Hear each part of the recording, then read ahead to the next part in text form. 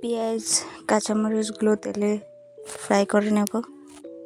তারপরে আলু কুচি কুচি করে কেটে রেখেছিলাম, আলুগুলো দিয়ে দেব। আমরা আলু দিয়ে ম্যাগি খাই, ভালোই লাগে। আলুগুলো ভাজি করে নেব।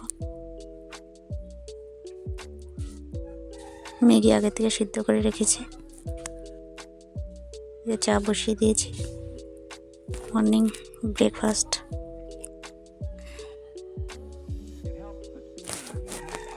হলদি স্বাদ মতন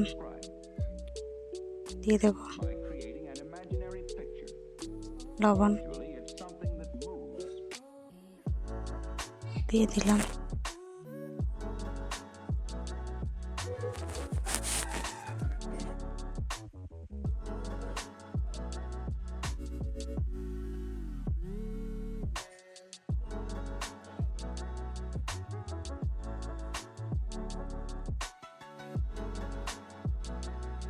আলুগুলো ভেজে নেব। তো আলুগুলো ভাজার পরে সিদ্ধ করে রাখা ম্যাগিগুলো দিয়ে দিলাম, আর ম্যাগি মশলাগুলো দিয়ে দিয়েছি। ওগুলো মিক্স করে দেব।